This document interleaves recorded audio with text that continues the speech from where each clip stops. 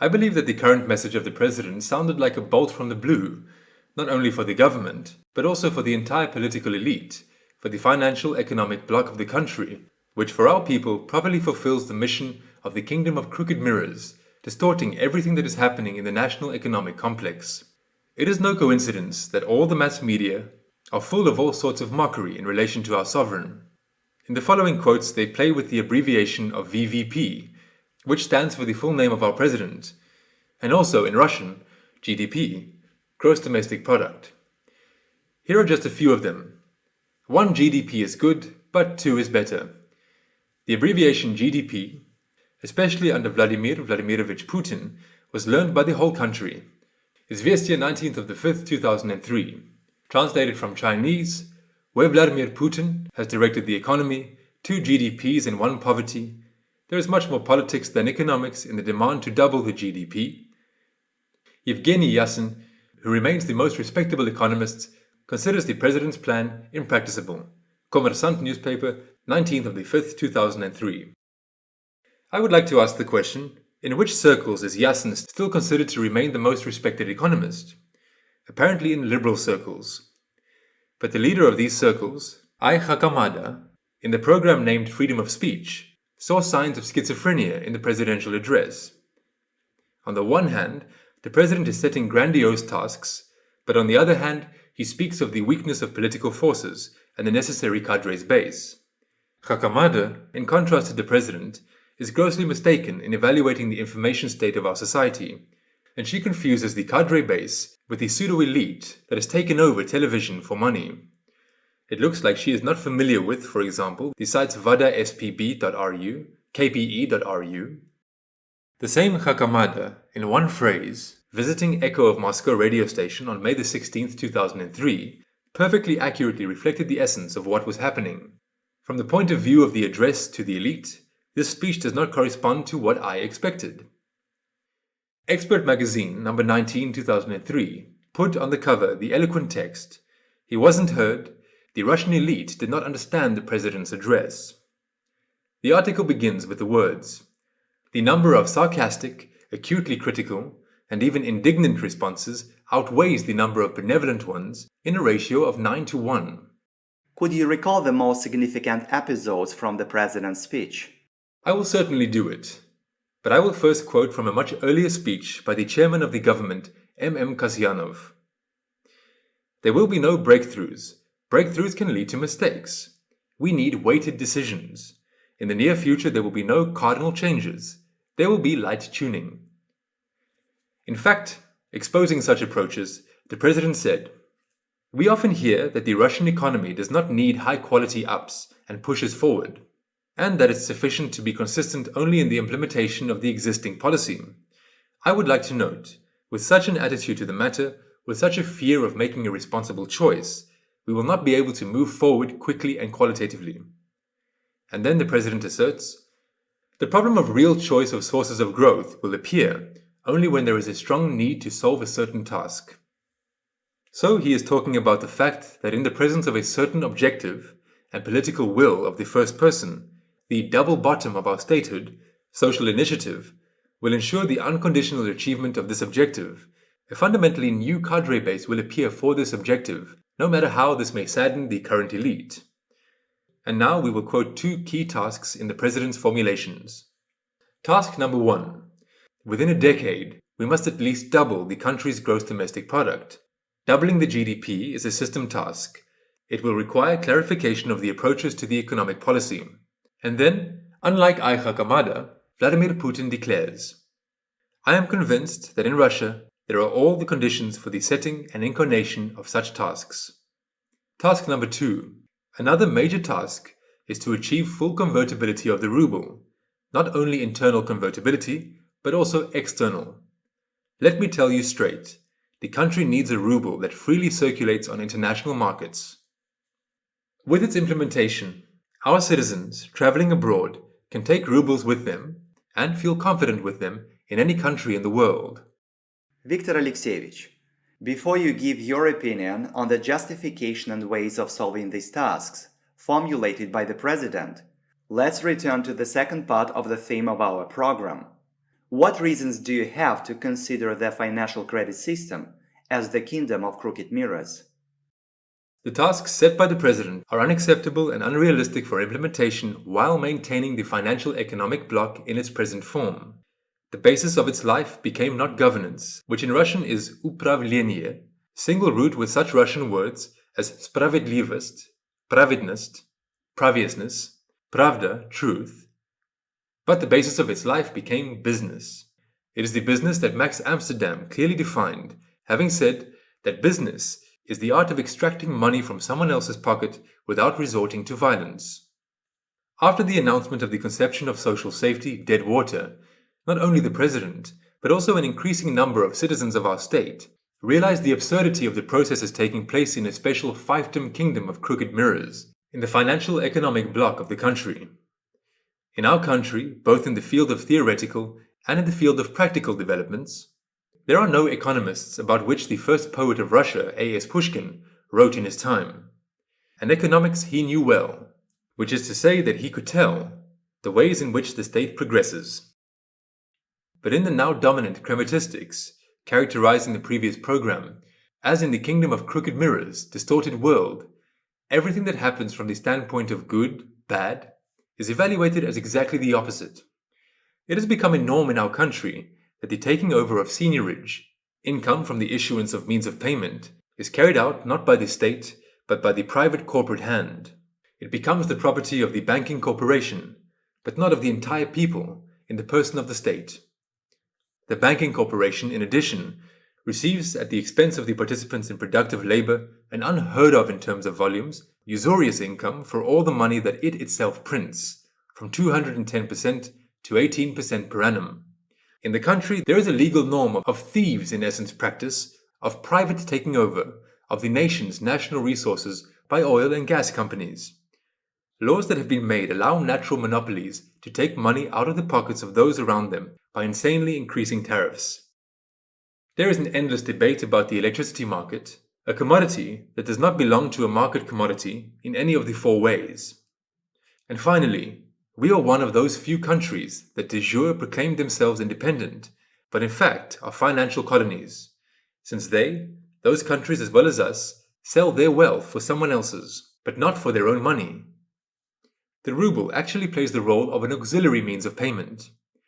In the background of these basic distortions of the principles of socially useful state governance, it makes no sense to hope for the solution of the tasks set by the president. It is necessary to start with a radical transformation of the national economic complex, with the unconditional elimination of all the aforementioned absurdities. The financial credit bloc should become a secondary link, serving real production, and making its profitability not out of nothing, as it is now, but as part of those incomes that are created in real production. And the president is also talking about the need for systemic changes, the very approaches to economic politics, but not at all about improving the cart placed in front of the horse. In what, in your opinion, is the key problem of the upcoming changes in society concluded? How to find the root cause, the only link, by taking hold of which we can pull out the entire chain of our problems? The answer to your question is contained in the president's address, which designates both the objective and the means of achieving it. The objective, doubling the GDP, can only be achieved through changes in the country's monetary system, ensuring external convertibility of the ruble. On this theme, a mass of pseudo-scientific analytical articles immediately appeared, serving in essence one thing: the concealment of sufficiently simple, inevitably operating mechanisms. I will try to explain them as simply as possible. Let us look at the facts first. Over the past 12 years, inflation has outpaced the growth of the money supply by 10 times. Means of payment became simply not enough. But money is the technological environment of the national economic complex, like gasoline for a car, like blood for the body, like animal feed for a poultry farm. The ratio of money supplied to the GDP in Russia fell to practically the lowest level on the globe, 15%. The situation is aggravated by the fact that in 1998, for example, with a money supply of 370 billion rubles, the volume of the zero-coupon government bonds market was 300 billion rubles. So what was left for the real economy? The contraction of the ruble money supply occurs in a situation when, according to the magazine Expert, number 8, 2003, page 59, the backing of the ruble by the foreign exchange reserves are at least 26 times higher than the backing of the US dollar. To understand the algorithms of this, in essence, dollar subversion against the national economic complex, let us turn to the method of extrapolation. The first extreme case. The country does not issue its own means of payment at all, but uses exclusively the money of a foreign country. No matter what it produces, its people will always be poor, as the other country will always learn to print paper faster than the financially bonded country will produce real goods. The second extreme case. The country does not produce goods at all, but is only engaged in the issuance of means of payment for other countries which meekly accept the money of this country in order to pay for their goods. The people of this country issuer will be unlimitedly rich, since the people are able to receive any goods for their own money paper. These two extremes can interact with each other in the slave-owner mode.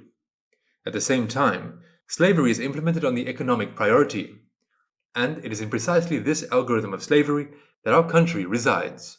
Scientifically, this scheme for the implementation of slavery is called currency board. Currency board, based on the external governance towards the money issuance of the colony by the metropolis. You have cited real extreme causes that give a clear understanding of the mechanisms of governance through world money. Apparently, this is what M. Rothschild meant, saying, "Permit me to issue and control the money of a nation, and I care not who makes its laws." And how, in your opinion, should the equal relationships in the sphere of international finance be built when performing foreign trade operations? The scheme is surprisingly simple. Every country has to sell its goods only for its own money, otherwise financial slavery is inevitable. The essence of previous relations boils down to the fact that every country buyer has to have the money supply of the country supplier, proportional to the volume of goods purchased by it. Any disproportion indicates a violation of equal partnership. Relations will be devoid of deception only when the amount of paper and electronic dollars and euros in our country will be approximately 2 times less than the amount of rubles in dollar equivalent located abroad. Such proportions are conditioned by the fact that the volume of our exports is twice bigger than the volume of imports. But is it possible to implement such correlations? For this we have a product for which we must print rubles for Europe and other buyers living on our resources. We have both paper and paint to issue rubles. Only the state mind and political will are lacking. The government should inform all importers of our products that henceforth they will be supplied exclusively for rubles. And then the petrodollars, now received by the country, exchanged by the central bank for rubles, will stop exerting inflationary pressure on our domestic market. Since excess ruble funds printed for oil will be used in the foreign trade contour, being mainly abroad, leveling paper exchange transactions on a previous basis. Herewith, the transition to external convertibility of the ruble will be launched at once and will be implemented not by 2010, as all pseudo-economists believe without exception, but by the next presidential election. At the end of April, at the Council of the Heads of the CIS governments, at the initiative of our side, the question of replacing the dollar for the ruble in trade operations in the CIS was posed. Kasyanov, as reported by the mass media, failed to spread the influence of the ruble to the CIS countries, which in our opinion does honor to our fraternal leaders. Not respecting the ruble ourselves, we are trying to impose it on others. As you know, 1/3 of the world's dollar supply is in our country, and we are not inferior to the US in terms of its volume. The difference with the US at the level of global supranational chromatistics is that the US receives green paper by pressing a button on a money printing machine, and we give 100 kilograms of gold for 10 kilograms of this paper, as well as oil, gas, timber, and so on. Well, all this reminds me of the well-known scenario of plundering presented by Mephistopheles, Goethe's Faust. The treasurer. So all might benefit from your good deed, we stamped the whole series with your screed. 10s, 30s, 50s, 100s, all are done. Mephistopheles. Such paper's convenient, for rather than a lot of gold and silver, you know what you've got. So in order to implement external convertibility and ensure the stability of the ruble, we should go beyond the crooked mirrors and understand a simple question posed in his time by A.S. Pushkin. The ways in which the state progresses, the actual things that make it thrive, and why for gold it need not strive when basic products it possesses. The external convertibility of the ruble should be ensured not by currency liberalization, as the economic concealers claim, but by the real demand for rubles abroad. The demand for rubles can be ensured only if large groups of goods appear that will be impossible to buy for any money other than Russian rubles. Such goods should be Russian gas, oil, timber, aluminium, and other basic products, the sale of which for other countries' money should be legally prohibited. And it is such a legislative ban that has been in effect in Japan since 1949, ensuring the stability of the Japanese yen and its external convertibility. I would like to believe that the new cadre base, which is currently being prepared in the country, perfectly understands both particular details and the entire kitchen of the kingdom of crooked mirrors we have described. Currently, the conceptual party Unity is making serious efforts to popularize the knowledge of the conception of social safety. An internet site, efimovspb.ru, has been opened, and the books Economic Alphabet and Insight have been published. We expect that our efforts in 2003 will form serious, irreversible changes in the information state of our society.